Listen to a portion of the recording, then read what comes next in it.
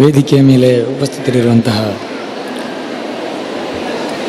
ಗಣ್ಯರೇ, ಹಾಗೆ ಮುಂಭಾಗದಲ್ಲಿ ಆಸೀನರಾಗಿರುವಂತಹ ಎಲ್ಲ ಸಜ್ಜನ ಬಂಧುಗಳೇ, ಹಿರಿಯ ವಿದ್ಯಾರ್ಥಿಗಳೇ ಹಾಗೂ ಮಾತೆಯರೇ, ನಮ್ಮ ಆಡಳಿತ ಮಂಡಳಿಯ ಅಧ್ಯಕ್ಷರಾದ ಡಾಕ್ಟರ್ ಶಿವಪ್ರಕಾಶ್ ಅವರು ವಿಸ್ತಾರವಾಗಿ ಅವ್ಯಕ್ತ ಹಾಗೂ ಹಿರಿಯ ವಿದ್ಯಾರ್ಥಿಗಳ ಮತ್ತು ಶಾಲೆಯ ಸಂಬಂಧ, ಅವರಿಂದ ನಮಗೇನು ಅಪೇಕ್ಷೆ, ಅದೇ ರೀತಿ ಈ ರಾಷ್ಟ್ರದ ಬಗ್ಗೆ ಈ ಶಾಲೆಯಿಂದ ಇರುವಂಥ ಚಿಂತನೆ, ಇದನ್ನೆಲ್ಲ ಸವಿಸ್ತಾರವಾಗಿ ತಿಳಿಸಿದ್ದಾರೆ. ಒಂದು ಹೈಸ್ಕೂಲು ಜೀವನವನ್ನು ಮುಗಿಸಿ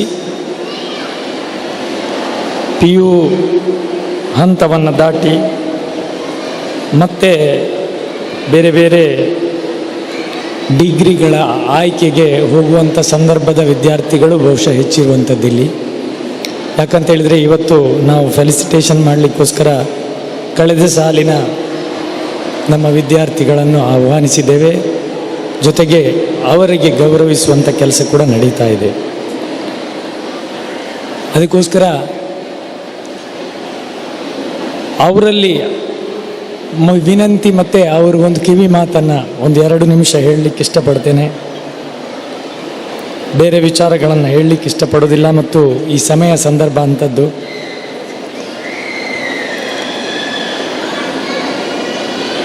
ಯಾರ ಈ ಒಂದು ವಿದ್ಯಾರ್ಥಿ ಜೀವನವನ್ನು ಮುಗಿಸಿ ಎಲ್ಲ ವಿದ್ಯಾರ್ಥಿಗಳು ಬಯಸುವಂಥದ್ದು ಅರ್ನಿಂಗ್ ಮಾಡಬೇಕು ಮತ್ತು ಅದರ ಜೊತೆಗೆ ನಾವೊಂದು ಸಮಾಜದಲ್ಲಿ ಪ್ರತಿಷ್ಠೆಯನ್ನು ಮತ್ತು ನಮಗೆ ಬೇಕಾದಂತಹ ಎಲ್ಲ ವ್ಯವಸ್ಥೆಯನ್ನು ಗಣಿಸ್ಕೊಳ್ಳಲಿಕ್ಕೋಸ್ಕರ ಈ ಅರ್ನಿಂಗ್ ಹೇಳುವಂಥದ್ದು ಅತ್ಯಂತ ಅವಶ್ಯಕ ಜೀವನದಲ್ಲಿ. ಆದರೆ ಅದುವೇ ಮುಖ್ಯವಾಗಿ ಆದಾಗ ಆಗುವಂಥ ಸಮಸ್ಯೆಗಳನ್ನು ನಾವು ಸಮಾಜದಲ್ಲಿ ಹಲವಾರು ನೋಡಿದ್ದೇವೆ. ಯಾವ ರೀತಿ ಅರ್ನಿಂಗ್ ಮಾಡಬೇಕು, ಬಹಳಷ್ಟು ಜನಕ್ಕೆ ಅದರ ಬಗ್ಗೆ ಅರಿವೇ ಇರುವುದಿಲ್ವ. ನಾವು ಹೇಳುವಂಥದ್ದು, ನೀವು ಸ್ವಂತ ಉದ್ಯಮಿಗಳಾಗಿ, ಯಾಕಂತ ಹೇಳಿದರೆ ಹೆಚ್ಚಿನ ಜನರಿಗೂ ಹೆಚ್ಚಿನ ಪಾಲಕರಿಗೂ ಇರುವಂಥದ್ದು ನನ್ನ ಮಗ ಡಾಕ್ಟರ್ ಆಗಬೇಕು, ಎಂಜಿನಿಯರ್ ಆಗಬೇಕು, CA ಆಗಬೇಕು, ಸೈಂಟಿಸ್ಟ್ ಆಗಬೇಕು, ಈ ಥರ ಅಲ್ಲದೆ ಬಹುಪಾಲು ನಾವು ಸಮಾಜದಲ್ಲಿ ನೋಡ್ತೇನೆ, ನನ್ನ ಮಗ ಒಬ್ಬ ಉದ್ಯಮಿಯಾಗಿ ಬೆಳಿಬೇಕು ಅಂತ ಹೇಳುವಂಥ ಅಪ್ಪ ಅಮ್ಮ ಭಾಳ ಕೆಲವೇ ಬೆರಳೆಣಿಕೆಯಲ್ಲಿರ್ಬೋದು ಅಂತ ಅಂದ್ಕೊಂಡಿದ್ದೇನೆ.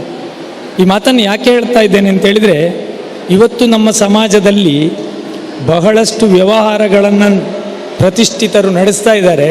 ಅವರ ಮಕ್ಕಳು ಅವರ ವ್ಯವಹಾರವನ್ನು ಮುಂದುವರಿಸುವಂಥ ಪರಿಸ್ಥಿತಿಯಲ್ಲಿ ಇಲ್ಲ. ಆದರೆ ಅದಕ್ಕೆ ವಿರುದ್ಧವಾಗಿ ನಮ್ಮ ವಿದ್ಯಾರ್ಥಿ ಸಂಘದ ಅಧ್ಯಕ್ಷರಿರ್ಬೋದು ಅಥವಾ ಭರತ್ ಪೈ ಇರ್ಬೋದು, ಇವರೆಲ್ಲರೂ ಅವರ ಹಿರಿಯರು ಮಾಡಿಕೊಟ್ಟ ವ್ಯವಹಾರವನ್ನು ಇವತ್ತು ಮುಂದುವರಿಸ್ತಾ ಇದ್ದಾರೆ. ಅದು ಅತ್ಯಂತ ಶ್ಲಾಘನೀಯ ಮತ್ತು ಅವರಿಗೆ ನಾನು ಅಭಿನಂದನೆಗಳನ್ನು ಕೂಡ ಸಲ್ಲಿಸ್ತಾ ಇದ್ದೇನೆ. ನಾವು ಎಲ್ಲ ವಿದ್ಯಾರ್ಥಿಗಳಿಗೆ ಕೇಳ್ಕೊಳ್ಳೋದು ಕೂಡ ಇಷ್ಟೇ, ನೀವು ಓದಿ ಅಭ್ಯಾಸ ಮಾಡಿ, ಆದರೆ ಸಮಾಜದಲ್ಲಿ ನೀವು ಸ್ವಂತ ಕಾಲ ಮೇಲೆ ನಿಲ್ಲುವುದರ ಜೊತೆಗೆ 10 ಜನಗಳಿಗೆ ಉದ್ಯೋಗ ಕೊಡುವಂಥ ಅವಕಾಶವನ್ನು ಸೃಷ್ಟಿ ಮಾಡುವಂಥ ವ್ಯಕ್ತಿಗಳಾಗಿ ನಿರ್ಮಾಣ ಆಗಬೇಕು ಅಂತ ಹೇಳುವಂಥದ್ದು ನಮ್ಮ ಅಪೇಕ್ಷೆ. ಅದು ಬಿಟ್ಟು ನೀವೆಲ್ಲಿಯೂ ಹೋಗಿ ಯಾರದ್ದೋ ಕೈ ಕೆಳಗೆ ನೀವು ಕೆಲಸ ಮಾಡುವಂಥ ಒಂದು ವ್ಯಕ್ತಿಗಳಾಗುವಂಥದ್ದಲ್ಲ. ಭಾಳಷ್ಟು ಜನರಲ್ಲಿ ಇರ್ತದೆ, ನಾನು ಒಂದಷ್ಟು ಸಮಯ ನನಗೆ ವ್ಯವಹಾರ ಮಾಡಲಿಕ್ಕೆ ಗೊತ್ತಿಲ್ಲ, ಆದ್ದರಿಂದ ನಾನೊಂದಷ್ಟು ಸಮಯ ಕೆಲಸ ಮಾಡಿ ಆಮೇಲೆ ಅನುಭವ ಪಡ್ಕೊಂಡು ನಂತರ ನಾನು ಉದ್ಯಮಿ ಆಗ್ತೇನೆ ಅಂತ. ಅದೇ ಪ್ರಾಬ್ಲಮ್ ಆಗುವಂಥದ್ದು. ನೀವು ಯಾವಾಗ ಡಿಗ್ರಿ ಮುಗಿದು ಒಂದು ಸಾರಿ ಅರ್ನಿಂಗ್ ಮಾಡಲಿಕ್ಕೆ ಅಂತ ಬೇರೆ ಕಡೆ ಸ್ಯಾಲ್ರಿ ತಗೊಳ್ಳಿಕ್ಕೆ ಸ್ಟಾರ್ಟ್ ಮಾಡ್ತೀರಿ, ಆನಂತರ ನಿಮಗೆ ಉದ್ಯಮಿಗಳೇ ಆಗಲಿಕ್ಕೆ ಆಗ್ತಾ ಇಲ್ಲ. ಯಾಕೆ ಆಗ್ತಾ ಇಲ್ಲ ಅಂತ ಹೇಳಿದರೆ, ನೀವು 3 ವರ್ಷ 4 ವರ್ಷ 5 ವರ್ಷ ಆಗುವಾಗ ಒಂದು ಸರ್ಟೈನ್ ನಿಮಗೆ ಇನ್ಕಮ್ ಬರ್ತಾ ಇರ್ತದೆ. ಆದರೆ ನೀವು ಉದ್ಯಮ ಪ್ರಾರಂಭ ಮಾಡಿದರೆ ಆ ಇನ್ಕಮ್ ಬ್ರೇಕ್ ಆಗ್ತದೆ. ಅದಕ್ಕೆ ನಾನು ಹೇಳೋದು, ನಿಮ್ಮ ಕನಸು ಹೇಗಿರಬೇಕು ಅಂತ, ನಾನು ವಿದ್ಯಾಭ್ಯಾಸ ಮುಗಿದ ತಕ್ಷಣ ನಾನು ಉದ್ಯಮಕ್ಕೆ ಇಳಿತೇನೆ. ಉದ್ಯಮಕ್ಕೆ ಇಳಿಯುವಾಗ ನೀವು ಒಂದು 4, 5, 6 ವರ್ಷ ಕಷ್ಟಪಡಬೇಕಾಗ್ಬೋದು. ಆದರೆ ನಂತರ ಆ ಕಷ್ಟದ ಪ್ರತಿಫಲ ನಿಮಗೆ ಸಿಕ್ಕೇ ಸಿಗ್ತದೆ. ಯಾಕೆ, ಒಂದು ಕೃಷಿ ಮಾಡುವಾಗ ಆದರೂ ಸರಿ, ಯಾಕಂದ್ರೆ ನೀವು ಅಡಿಕೆ ಗಿಡ ಇಟ್ಟು ತಕ್ಷಣ ಫಸಲನ್ನು ನಿರೀಕ್ಷೆ ಮಾಡಲಿಕ್ಕೆ ಆಗೋದಿಲ್ಲ. 6 ವರ್ಷವೋ 7 ವರ್ಷವೋ ಬೇಕು ಅಡಿಕೆ ಫಸಲು ಬರಬೇಕಿದ್ರೆ. ಅದೇ ನೀವು ಒಂದು ವ್ಯಾಪಾರ ಮಾಡಬೇಕಿದ್ರೂ ಹಾಗೆ ನೀವು 5 ವರ್ಷ 6 ವರ್ಷ ಕಷ್ಟಪಡಬೇಕು. ಆ ಕಷ್ಟದ ಮಜಲುಗಳನ್ನು ನೀವು ಕಷ್ಟ ಅಂತ ತಿಳ್ಕೊಳ್ಬಾರ್ದು, ಅದು ನಿಮ್ಮ ಇನ್ವೆಸ್ಟ್ಮೆಂಟ್ ಅಂತ ತಿಳ್ಕೊಳ್ಳಿ. ಆ ಕಷ್ಟ ನಿಮ್ಮ ಇನ್ವೆಸ್ಟ್ಮೆಂಟ್ ಜೀವನದ, ಆವಾಗ ನಿಮಗೆ ಅದರಿಂದ ರಿಸಲ್ಟ್ ಸಿಗ್ತದೆ, ಅದರ ಪ್ರತಿಫಲ ಸಿಗ್ತದೆ. ಆದ್ದರಿಂದ ಎಲ್ಲ ವಿದ್ಯಾರ್ಥಿಗಳಿಗೆ ನಾನು ಹೇಳ್ತಾ ಇರೋದು, ನಿಮ್ಮ ವಿದ್ಯಾರ್ಥಿ ಜೀವನದ ಕಲಿಕೆ ಮುಗಿದ ತಕ್ಷಣ ನೀವು ಉದ್ಯಮಿಗಳಾಗಿ ಸ್ವಂತ ಕೆಲಸವನ್ನು ಪ್ರಾರಂಭ ಮಾಡಿ. ಬೇಕಾದಷ್ಟು ಅವಕಾಶಗಳಿದೆ ಸಮಾಜದಲ್ಲಿ, ಬೇಕಾದಷ್ಟು ಅವಕಾಶಗಳಿದೆ, ಅದನ್ನು ಸದುಪಯೋಗ ಮಾಡಿ ಅಂತ.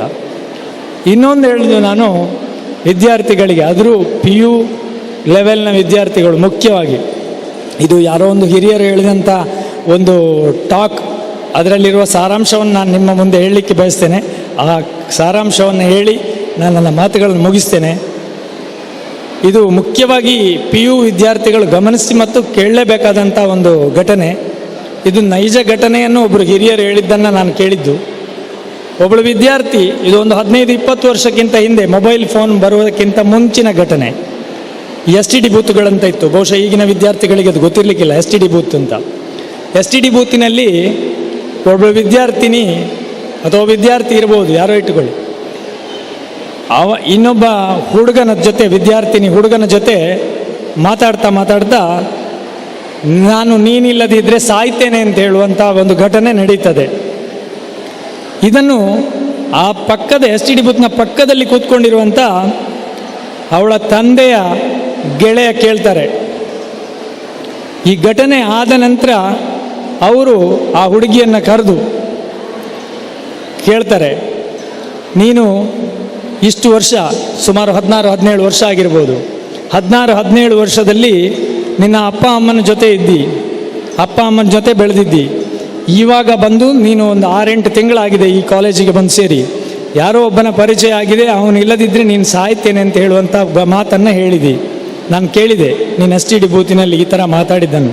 ನಿನ್ನ ಅಪ್ಪ ಅಮ್ಮ ಇಲ್ಲದಿದ್ದರೆ ನಾನು ಬದುಕುವುದಿಲ್ಲ, ನನ್ನ ಅಪ್ಪ ಅಮ್ಮನಿಗೋಸ್ಕರ ನಾನು ಬದುಕ್ತೇನೆ ಅಂತ ಹೇಳುವ ಮಾತನ್ನು ನೀನು ಒಮ್ಮೆ ಆದರೂ ಹೇಳಿದೀಯಾ ಅಂತೇಳಿ ಅವಳಿಗೆ ಮನಮುಟ್ಟುವ ರೀತಿಯಲ್ಲಿ ಅವರು ಮಾತಾಡ್ತಾರೆ.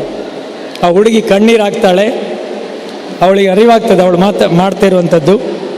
ಅವಳು ಹೋಗಿ ತನ್ನ ಅಪ್ಪ ಅಮ್ಮನ ಹತ್ರ ಈ ಘಟನೆಯನ್ನು ಸೀದಾ ಹೋಗಿ ಹೇಳ್ತಾಳೆ. ಬದಲಾಗ್ತದೆ ಪರಿಸ್ಥಿತಿ.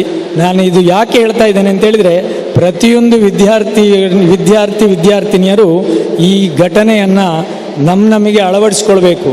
ನಾವು ನಮ್ಮ ಅಪ್ಪ ಅಮ್ಮನಿಗೋಸ್ಕರ ನಮ್ಮ ಬದುಕನ್ನು ಮೀಸಲಿಡಬೇಕಷ್ಟೇ ಹೊರತು ಯಾರೋ 1-2 ತಿಂಗಳು 3 ತಿಂಗಳು 6 ತಿಂಗಳು ಪರಿಚಯದ ವ್ಯಕ್ತಿಗೋಸ್ಕರ ನಮ್ಮ ಜೀವನ ಏನು, ನಮ್ಮ ಜೀವನದ ದಿಕ್ಕು ಏನು, ನಮ್ಮ ಜೀವನದ ಅನುಭವ ಏನು ಅಂತ ಅರಿಯುವ ಮೊದಲೇ ಯಾರಿಗೋಸ್ಕರವೋ ನಾನು ಜೀವ ಕೊಡ್ತೇನೆ ಅಂತ ಹೇಳುವಂಥ ಒಂದು ಮನೋಭಾವ, ಅಥವಾ ಆ ವ್ಯಕ್ತಿ ಇಲ್ಲದಿದ್ದರೆ ನನಗೆ ಜೀವನ ಮಾಡಲಿಕ್ಕೆ ಸಾಧ್ಯ ಇಲ್ಲ ಅಂತ ಹೇಳುವಂಥ ಮನೋಭಾವವನ್ನು ಬೆಳೆಸಿಕೊಳ್ಳುವಂಥ ಹುಚ್ಚುತನಕ್ಕೆ ನೀವು ಬಲಿಯಾಗಬೇಡಿ. ಅದು ಕೇವಲ ಒಂದು ನಿಮ್ಮ ಆಕರ್ಷಣೆಯ ಬಿಂದು ಅಷ್ಟೇ ಹೊರತು ನಿಮ್ಮ ಜೀವನದ ದಿಕ್ಕು ಅಲ್ಲ ಅಂತ ಹೇಳೋದನ್ನು ನೆನಪಿಸ್ತಾ ನನ್ನ ಮಾತುಗಳಿಗೆ ವಿರಾಮ ಹೇಳ್ತೇನೆ. ಎಲ್ರಿಗೂ ಒಳ್ಳೆಯದಾಗಲಿ. ಶುಭ. Thank you, sir, for your inspiring words. Up next, I request Mr. Bharat Pai to honor our SLC achievers. Now I request Shri Radhakrishna sir to read out the achievers list.